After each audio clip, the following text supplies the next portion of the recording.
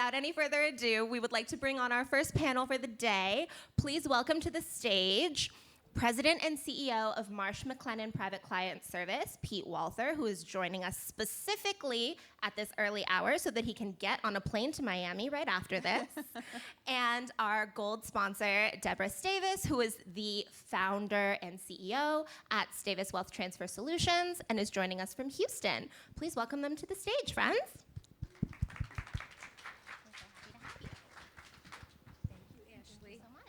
Thank you, Pete. Good morning. As Ashley said, I'm on the wealth management side of the business, and there seems to be a lot of conversation about property and casualty insurance. It seems a more interesting topic than it's been in a while. It's always been interesting, Pete, I know. Fascinating. Yeah. But we are fortunate to have Pete Walther here today. He's the CEO and president of Marsh McLennan Agency. And for our audience members, I know you know Marsh McLennan, but they really run a global force that does about $30 billion of annual revenue. They place about $3 billion a year. They're the largest operator and broker in the property and casualty business anywhere. And these are interesting times. I mean, you started in 1905 as a company, primarily managing or providing risk management for property and casualty coverage for railroads and energy companies and manufacturers. And then somewhere around the 80s, they really doubled down on personal lines. And a lot of family offices, they started there in the 80s and have really customized their provision, their services such that they're really white glove in this area. And they are the number one provider or distribution among all of the major carriers. So please welcome Pete Walther. Thank you. Great. Nice to be here. Thank you for coming in. As you were recounting your schedule this morning, it speaks to the excitement in the property and casualty arena. There's so much going on there now. The number of the frequency and the level of devastation has gone to hyperspace practically. And there's so much, it's a pain point for many people. Yeah. Premium increases, some carriers pulling out of places. And you insure it all, and you insure it for family offices and multiple generations. How are you dealing with all of the challenges right now, besides traveling? Yeah, I am traveling a ridiculous amount. What's really been wonderful, the flip side of all the tragedy has been there's more curiosity about risk and more demand for transparency around risk and pricing in the investor space than there has ever been. I've been, in some form of risk management since the mid 80s, and where we've entered this period over the last 10 years, as Deborah was mentioning, in 1980 there used to be $1 billion plus insured event every 83 days. Last year it was every 11 days, and it's not like last year was this outlier. It has been a steady and absolutely predictable and consistent trend over the last 45 years. But it's really accelerated a lot in the last 10 years. And so, putting the politics of climate change aside, the climate impact is real, climate inflation is real, insurability, risk is real. We just hosted a very large symposium out in LA called Risk and Resiliency, and it was about building a more resilient future. And that starts with information and knowledge and awareness.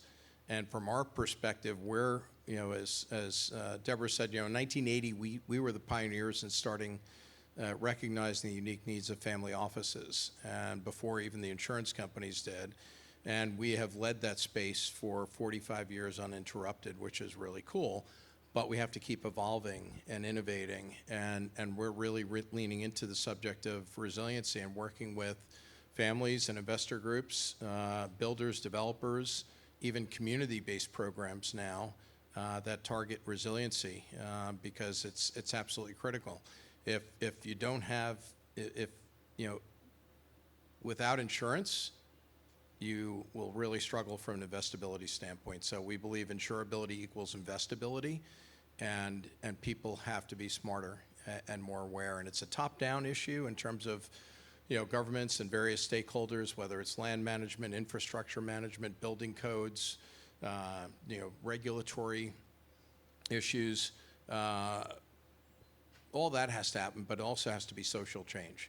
And when we talk about it internally, we think about the automotive industry and, you know, how consumers are now demanding, you know, safety, right? They're looking at 4-star, 5-star ratings. There has to be consumer demand for resiliency, and it will happen, and I think it will happen over the next 10 years in an accelerating fashion.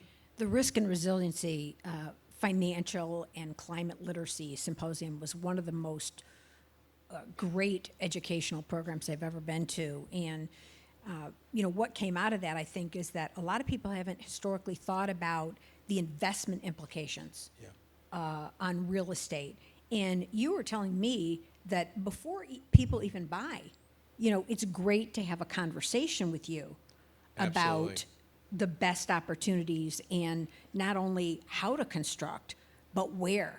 Yeah, I mean, it's so important, and it pains me every time somebody doesn't do it.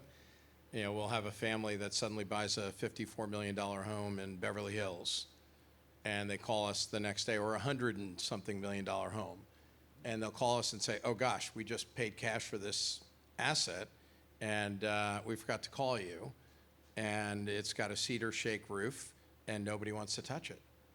And then they're upset with us because we can't fix it immediately. We ultimately figure out a solution, but it takes a lot of work. Sometimes we have to go to 63 different insurance companies globally. You know, we'll put together a pitch book that looks like something you'd find from Sotheby's, you know, to bring this property to market. And we're highlighting the, you know, redundant water supply and the tanks and the, you know, fire hoses and everything else. Yeah, we bring people on site. We have a team that just focuses on working with families to build properties resiliently. We're working on a home now in Montana, and it's new construction. And, you know, we have a very thoughtful buyer there, client there, who's, you know, doesn't know whether it's going to, you know, she's going to be impacted or not, but she wants to protect for the future. You know, she wants this to be the homestead.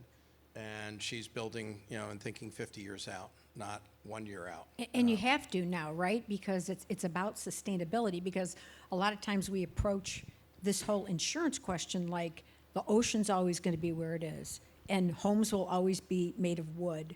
Yeah, and that's right. Just so many traditional knowledge, so much traditional knowledge we have, which doesn't always make sense when you look at the forecast disasters. Yeah, we work with, you know, closely with an organization called Probable Futures, and they bring a very scientific, data-driven approach to risk, and we work with a number of other companies, you know, looking at different, you know, threads associated with risk. But, you know, Probable Futures, one of their big points, which I think is really powerful, is they're looking at climate instability. You know, we've had thousands of years of climate stability, and for the first time, we're entering this period of instability. And all the infrastructure, everything that we have was built for yesterday. It wasn't built for tomorrow. We have a client just the other day who's a very sophisticated buyer, had a property in New Jersey. There was a storm a number of weeks back, and the infrastructure, the sewer system, wasn't built, you know, to, you know, capture that volume of water in that shorter period of time.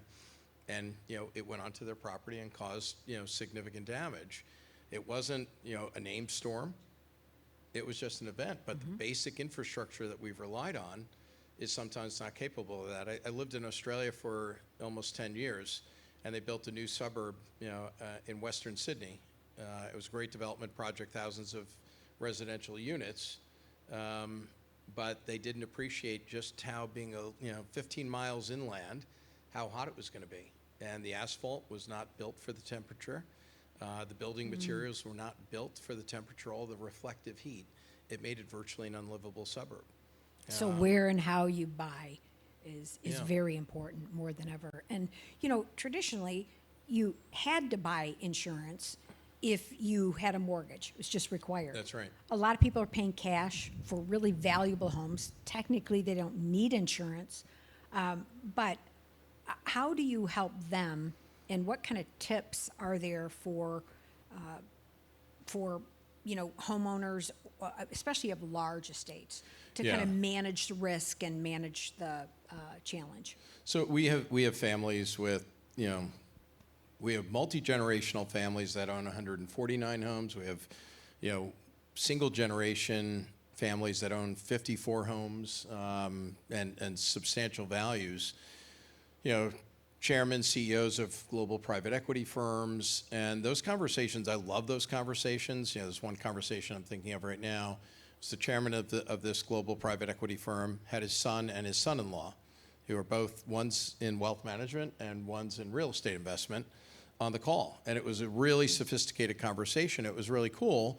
And we asked this person, I'll call him Fred, Fred, what's your tolerance for risk? And he said, well, I can lose, not to sound arrogant, but I can lose $5-10 million without really feeling any pain, but I don't want to. And so he had built a home in West Palm, less than 50 million, but a substantial home. And he took great pains to, some would say over-engineer it. I don't think he over-engineered it. He built it for the future. And every modern material that he could build in, every design technique from a flood, from a wind perspective, he built in, right? And it was great. So he went to buy wind insurance, and the problem was the insurance companies wanted $185,000 excess of a $5 million deductible. Just for the wind insurance? Just for the wind insurance. It was a $30 million home. And he said, how is this? How does it work? And we explained that, you've done all the right things. When we take his property through our risk modeling, without any of the enhancements he built in from a resiliency perspective, his annual average expected loss would model at just under $300,000. I think it was $289,000. And then when we layer in the modeling, all the enhancements he installed, his annual average expected loss from wind goes down to $9,000. That's but the amazing. insurance company wanted $185,000, and so we said to Fred, Fred, you also have this portfolio, and in particular, you've got this home on the east end of Long Island that is completely unprotected. It's not elevated. It's not fortified in any way against wind, fire, flood, et cetera. Depending on how confident you are and your engineers and architects are about the structure you built, this fortress, you might want to take that $185,000 every year and put it into self-insure for wind in Florida and put that $185,000 into that home in the east end of Long Island and harden that asset. And that's what he did, right? So it's that advice. It's not just about, you want somebody who's going to actually give you thoughtful advice, who can bring sophisticated modeling.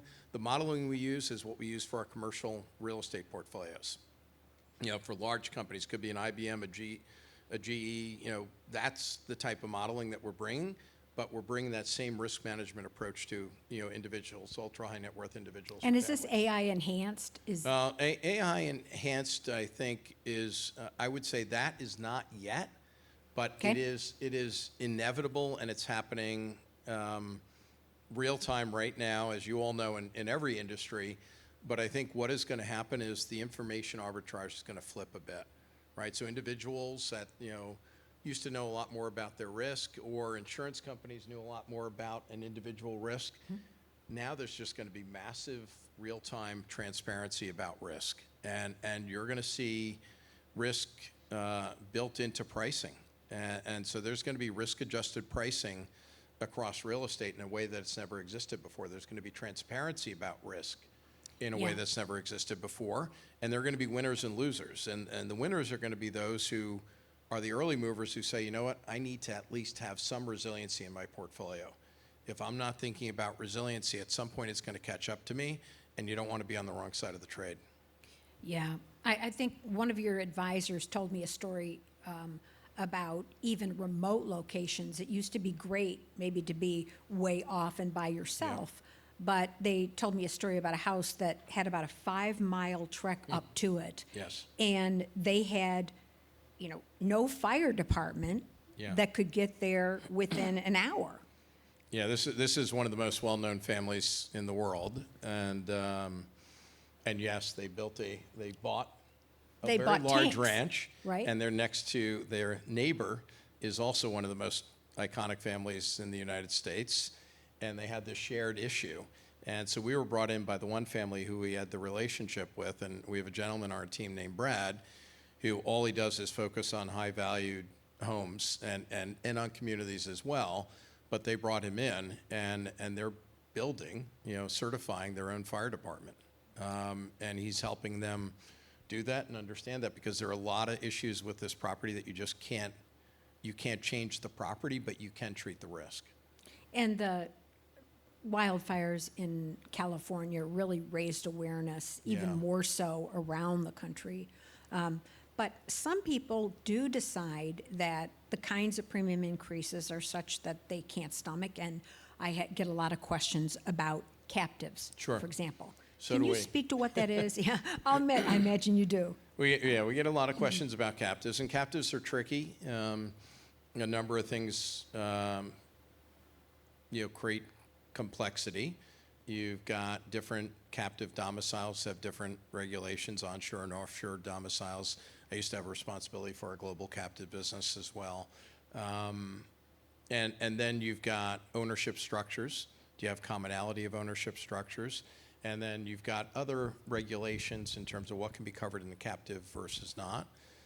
We're looking at captives right now for deductible buy-down programs for wildfire and wind, and trying to navigate through the complexity of the regulatory space that creates some really tricky constraints. The challenge with captives, if you're not spending $2 million or more in traditional premium, it's hard to make the feasibility work. It sounds sexy, it sounds interesting, but you are going to be running a private insurance company. You have to capitalize that insurance company. You have to pray, kind of keep your fingers crossed that you're not going to have any kind of material, impactful loss over the first 5 or so years, so you can accumulate more capital, because what we find is families like the idea of a captive, but then when you start to think about families that are distributed across geographies, Across the globe. Maybe have some family members have greater exposure based on where they buy and invest than other family members. And so family members are frustrated and concerned. I don't want to cover John's or Sally's, California, Montecito risk. I'm in Manhattan. I don't like Right. this. I don't want to subsidize that risk. And then you've got, other generational members and who have different view. Next generation or 2 generations deep may not even want to be part of a family plan. And so it's really complex. So captives they're a great idea. They can be very efficient, but you really have to thread the needle to find the right family with the right dynamic, the right commitment. And that's why we work with a lot of families on, family office psychologists. We host these events around the country called Family Matters, where we bring in a psychologist who talks about family issues and generational change and family dynamics and cohesion. And so we're not just talking about insurance, we're talking about governance, and we're talking about, wealth transfer and so forth. And, working with, folks like Deborah is, really an important part of our diet. Well, and I think that idea to be able to consolidate, because you have so many lines of distribution, that the number of families that are going global on Yeah. real estate is increasing all the time. And so having a partner like Marsh Yeah. to be able to customize a program for a family. And to be able to adapt to the needs. So, I mentioned earlier, we've got a family, 300 family members, 149 homes, 29 yachts, bunch of private aircraft, $400 million in artwork. We have families with over $1 billion in fine arts and collections. We have families, there's a family in Texas I'm thinking about right now, who wanted to take their, classic cars, their 2 Triumphs, and have them, bring them over to Tuscany for the summer. It sounds easy, yeah, why not? Ship, but you've got to buy local insurance, right? So you need somebody who can actually facilitate that and make that happen, and understands the different shipping companies and all the little nuances there. So sometimes it's as basic as just, hey, we want to do this. Can you help us do this? We have a family that spends over $8 million a year just on the personal line side with all their assets. So that's in premium. And they have 52 commercial investments, most of which are owned under different Different holding companies and LLCs LLCs and and trusts. And so it's really complicated. And if you don't have somebody who understands ownership structure and you know, we picked up an account recently. That is with- the biggest problem that we see when Yeah. we're doing audits. Yeah, we and picked up P&C one in gaps. Greenwich recently, a couple of weeks, well, now a couple of months ago, actually. But they had multiple homes that were uninsured, and they had no idea because they had these homes under LLCs, and the insurance person didn't understand that. And so they were effectively uninsured assets. I had one in my own hometown. I live in New Canaan, Connecticut, $38 million home, completely uninsured. Because the titling Yeah. is what caused the problem. Yeah, no, and I think most people are just talking about putting everything in LLCs and trusts Yeah. now, and so that really coordination is really important. I do want to, thank you for mentioning the Family Matters program. We're going to be doing that in Houston this month, and I think a lot of families with 2 or 3 generations are recognizing that succession Yeah. is a big thing. And Family Matters speaks to the fact that it's about a lot more than money. That's Can right. you talk a little bit more Yeah, I'll about, gi- I'll because give you an were really example. innovative with that literacy around family planning. So about, I don't know, 8 years ago, Saturday morning, I had an idea that we should have an event where we bring in small groups of family members.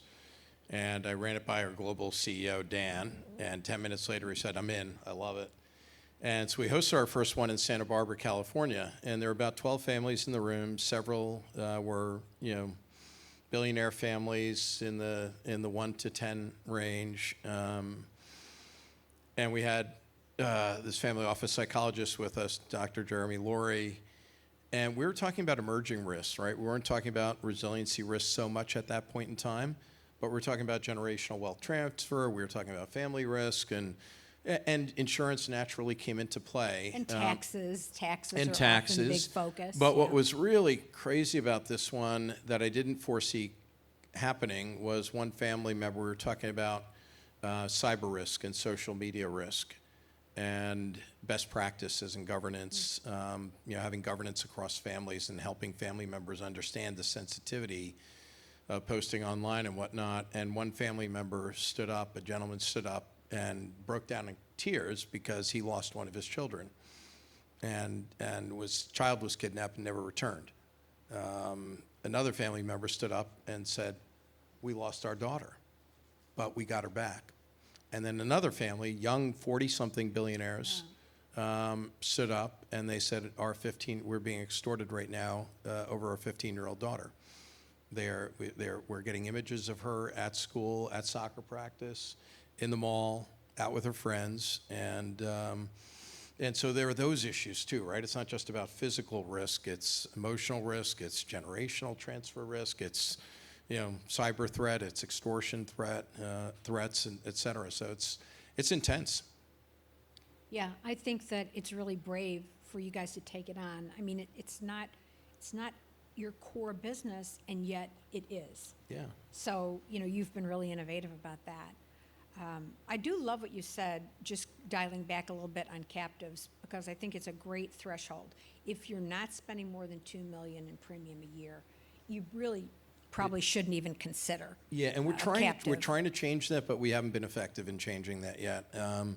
We do have something called Ready Sell Captive, where we can stand up a captive for $10,000 in 24 hours, but it's getting it to work, to be able to apply it in a way that's efficient and effective for a family is the challenge. But we're trying to work through that. I'm going back. I was in London a few weeks ago. I'm going back to London in 2 weeks, working with a group of really smart people to kind of challenge that. We're also getting involved in community-based programs. So we're looking at piloting for a investor group, development group that's building a or has built a very resilient community in the United States. And we're standing up, the first, really community-based resiliency program that's got traditional insurance at the anchor, but we've been able to, attract capacity that's different, that's broader coverage terms, and probably 15 to 20% more efficient economically. That'll be the first of its kind. We also did a community-based parametric program for Lower Manhattan following Sandy. And so that's, a parametric program, typical parametric type triggers. But we're looking at the community level too, so it's not just individuals and families. We do that work every day, and that's been our brand for 45 years on the private client side. But we really feel this calling, to do more at the community level. Well, and it's going to be essential because there aren't enough firemen, there are not enough fire departments. That's right. If communities don't come together on this, it probably is not solvable.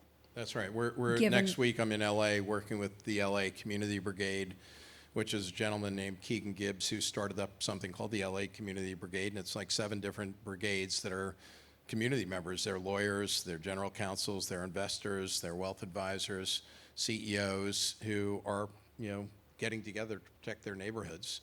And now legislatively, they're allowed to stay behind. If there's a state mandated, evacuation order, they actually have the ability to stay behind and help protect, their own homes and homes in the community. So we're out there next week. We're going to be part of a documentary that PBS is doing in their Weathered series called Elemental, and we'll have a small feature in that. But that'll be really cool. We're bringing insurance companies now into those communities alongside of Community Brigade to help people, grassroots movement, door to door, help people understand how they can improve the resiliency of their homes, because you can't, I think we're probably getting the wrap up soon, but one of the things that's really interesting to me that somebody said to me a few weeks ago, and it was this guy, Ralph Bloomers, who's a documentary filmmaker on wildfires, and he's an ex-insurance guy, and his family is in the insurance business. And he said, nobody would ever expect anybody to stop a hurricane, but they expect firefighters to be able to stop a wind-driven fire event where you got 100+ mile an hour That was interesting. winds. Yeah. You got thousands of embers every second passing by, and people think you're going to be able to stop that.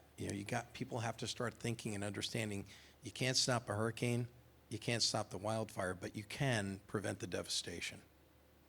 Well, that's great, and I know that there are a lot of information about just new materials that are being used. This community program you were talking about, people are using new materials, and I think we probably are right at the tail end of the program, but I just wanted to tell you that I thought that the risk and resiliency, if you see that anywhere, it was such an informative Yeah, you can go on our program. website, and there are some every videos session and- was recorded, and it's pretty cool. A lot of information in easy way to find, very accessible. Yeah, I think climate literacy is one of the things that is really driving a lot of people to learn more about. So thank you so much. Oh, thank you, Deborah. And we'll see you in Houston fairly soon. Yeah, look forward to Between it. now and then, you'll be in so many cities, I can't even count. Back to Florida for you today, but thank you so much for My coming. pleasure to be here. Thank you for having me. Thank Appreciate you, it. Ashley. And